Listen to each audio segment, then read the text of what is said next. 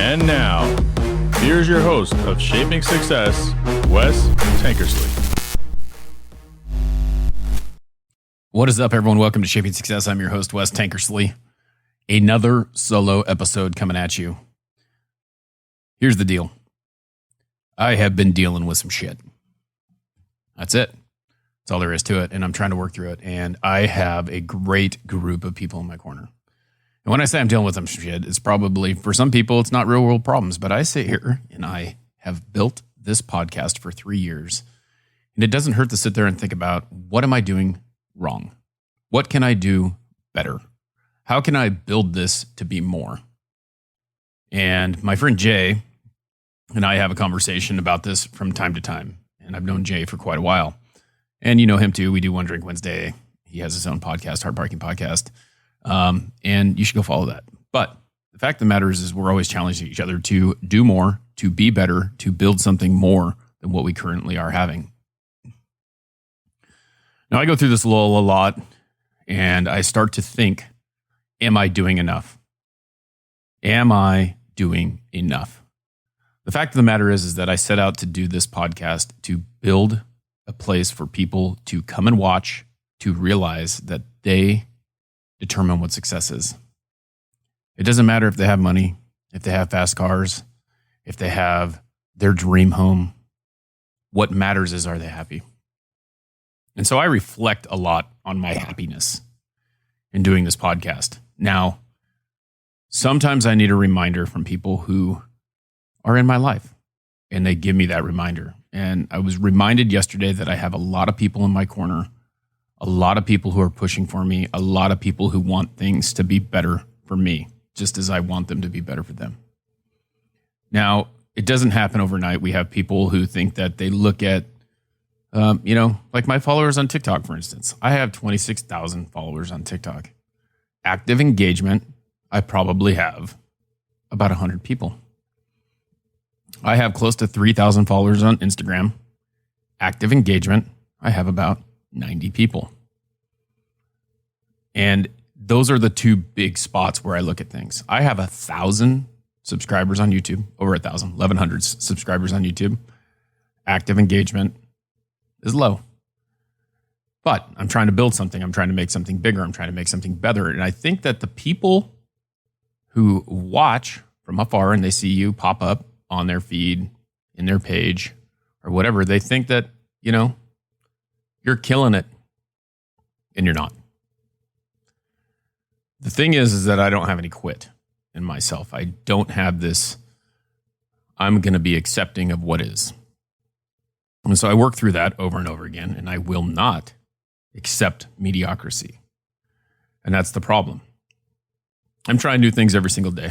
I'm open to criticism because I think that people think that criticism is something that is basically telling you what you're doing is wrong. But the fact of the matter is it's something that can help you improve.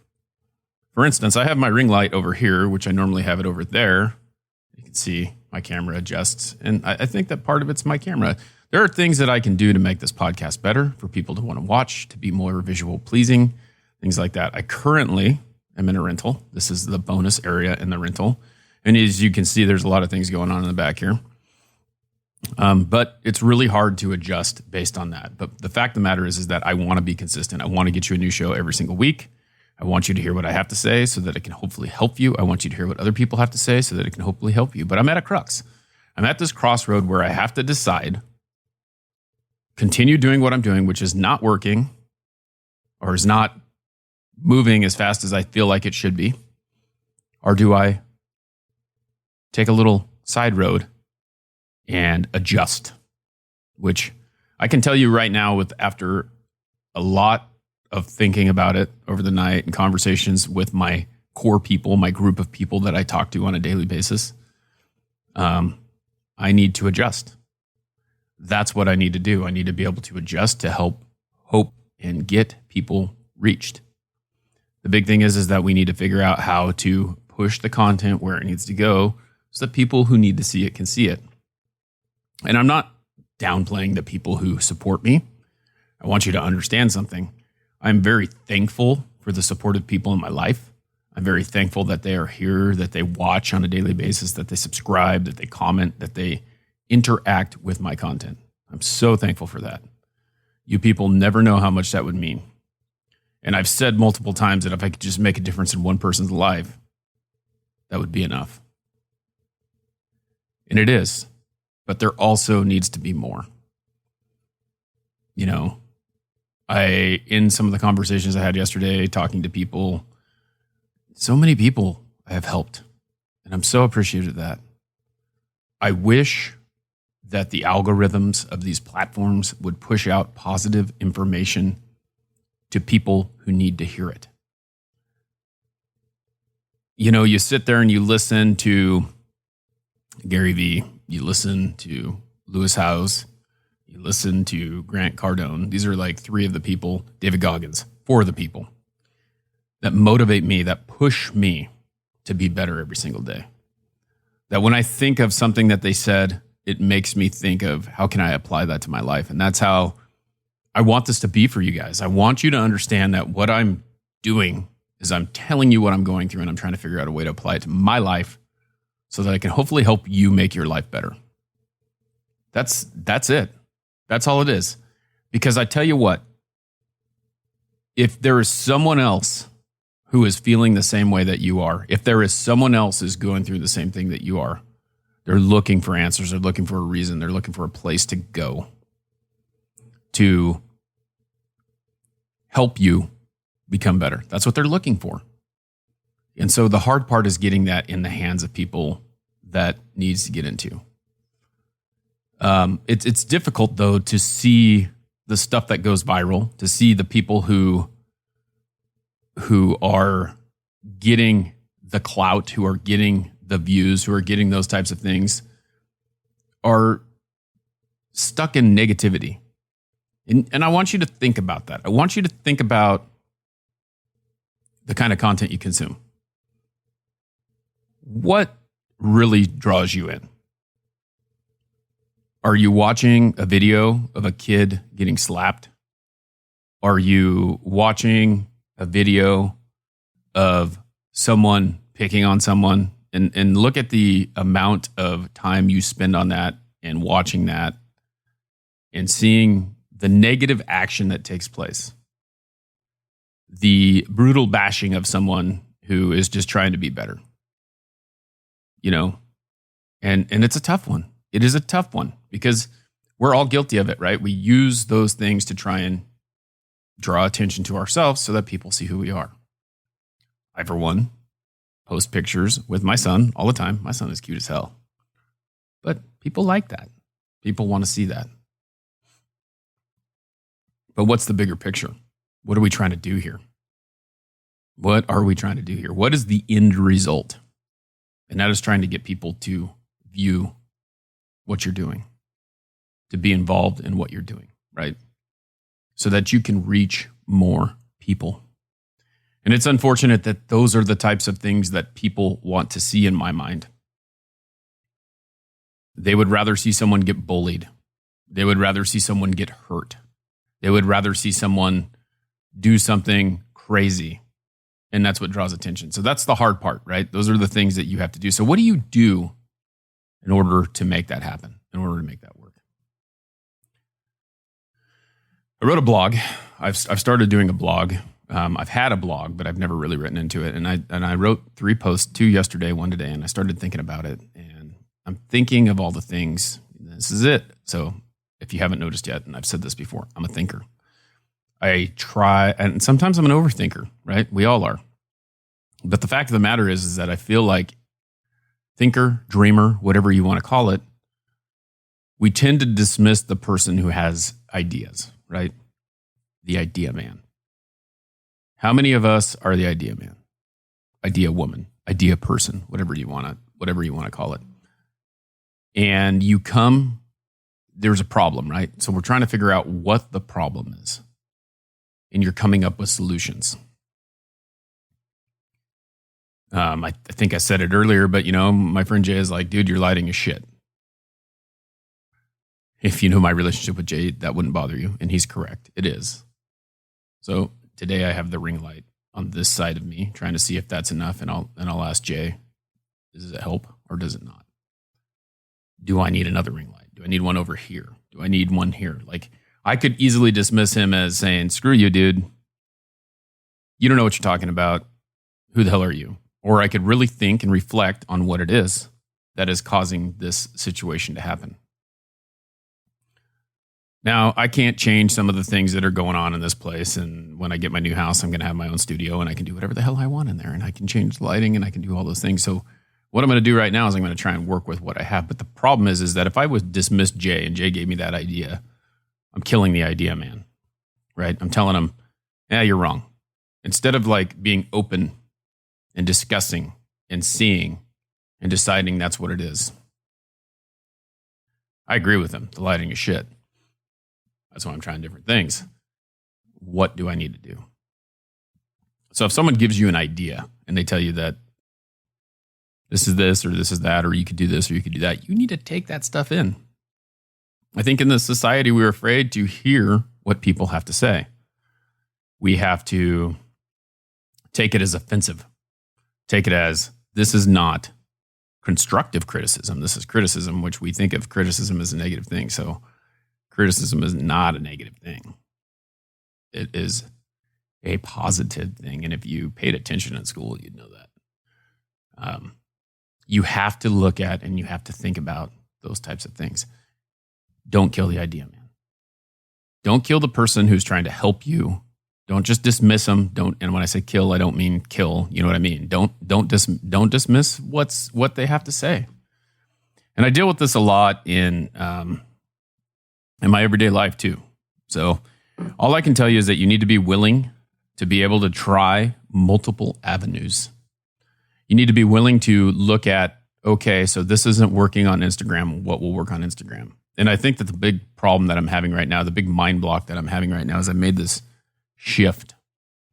A podcast is audio, right?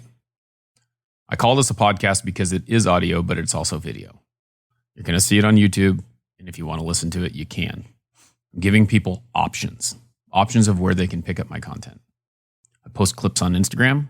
I post clips on TikTok. I post clips on YouTube. I post the full video on YouTube.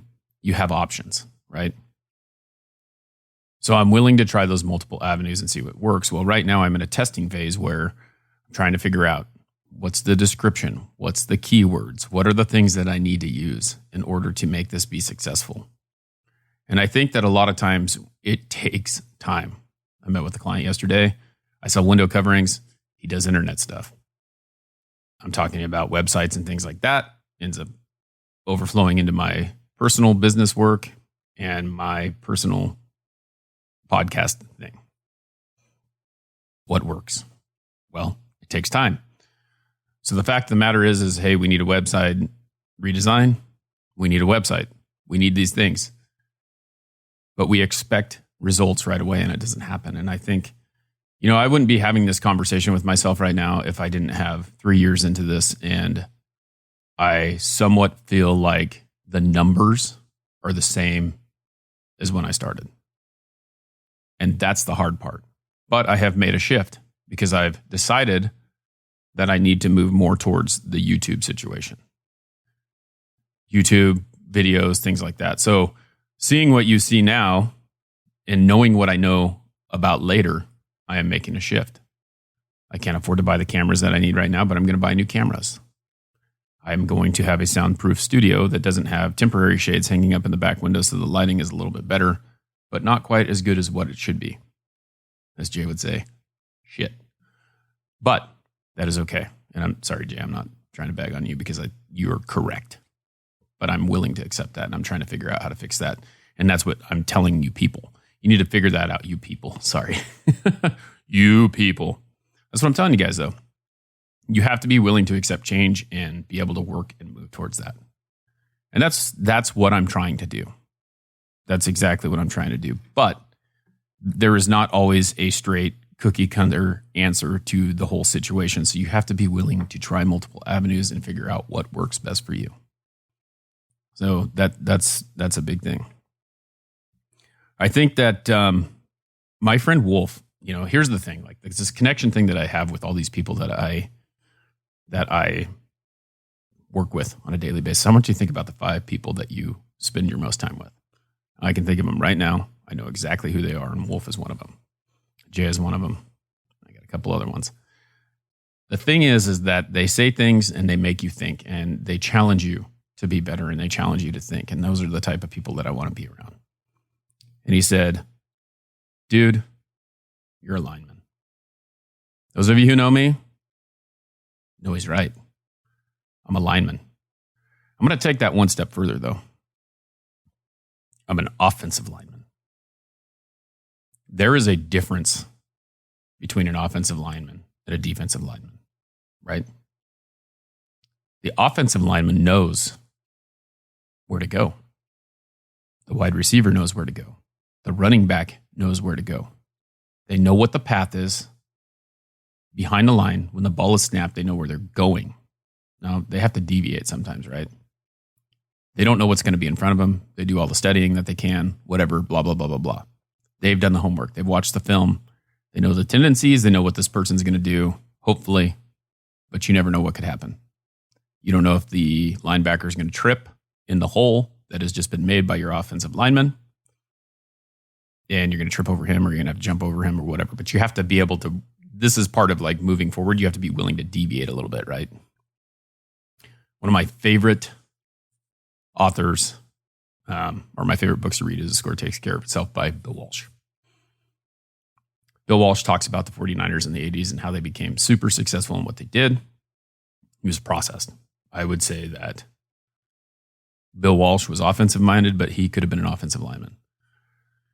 As an offensive lineman, you put your hand in the ground, or some people stand up now. They hike the ball. You see where you're going before the play starts. You push someone out of the way so that someone can get where they need to go. Or you hold someone where they're at so that they can pass the ball. It's a process. I'm very process oriented. In my day job, I sell window coverings, and I listen to people say that it's a lot of work. It's hard. It's time consuming. It is what it is. I've developed a process, just like a blocking pattern, just like a running route, to make my life easier. People are spending time in their homes, putting in orders, creating this, doing that, blah, blah, blah, blah, blah. I spend very little time at home doing my job, because I do the majority of my job in my truck in between appointments. That's how I get it done, but I've developed a process. And so that's the offensive mind, right? On the other side of that, you have defense, right? They have studied all the different plays and things like that you can do, but they have to react, right? They're reactive. They're trying to decide, what do I need to do in order to make this work? If the offensive lineman is pushing the pressure, this is a great lesson right here that I learned that I didn't know until later on in life, as when I coached football. But the pressure is coming one way. So they have to understand that if there is pressure coming, so say the offensive tackle is pushing the defensive end to the left, the play is going to the right. And then they have to work against the pressure to get to the ball to stop the play, right? But they're reacting because they don't know what's coming. They're not sure. They can look and see a formation, but the play could go 1,000 different ways. So defensive people are reactive, where offensive people don't have to be. They can be processed and they can do those things. And that's what I like about it, is like I have this process that I try not to deviate from, but if I have to deviate from it, then I have to learn and I have to go a different direction, right? You get off the line and you hit the guy in front of you and he falls straight down right in the middle of the hole. The running back can't get through that hole. So that's why my life is the way it is. The processes that I do and the things that I do are there to help me. So I love that analogy. I think that you have to decide which way you're going to be, if you're going to be offensive minded or defensive minded. These are the things that I think through every single day. These are the things that I'm putting down on video. I'm putting down now on paper. I'm putting down right here in a conversation with you. These are all things that I value. They're all things that I think people need to know. I feel like in everything that you do, there is a lesson to be learned. You are getting feedback on the things that you do. So with your offensive mind, you are moving forward. Something that I value very much is moving forward. And that's, yesterday there was a point where I was questioning whether I should move forward. And that happens. It's okay to question it. What you do after that is the answer to the question, right? And I challenge you to always be moving forward, because that's what you need to do. You need to be moving forward. That path may deviate. It may be a squiggly line, but it's always going forward. And so that was my thought process yesterday. What am I going to do? Am I going to stop? I'm not going to take a step back. I'm going to take a lateral step and then continue to move forward and be on the offensive instead of the defensive. And it's a combination. But what is the lesson in everything that you have learned? I'm sitting here looking at these numbers and thinking, what can I do to make this better? What is the lesson I've learned here? What is working? What is not? And I think that you have to dissect that. You have to feel through that. You have to build off of that. And you have to keep on moving forward.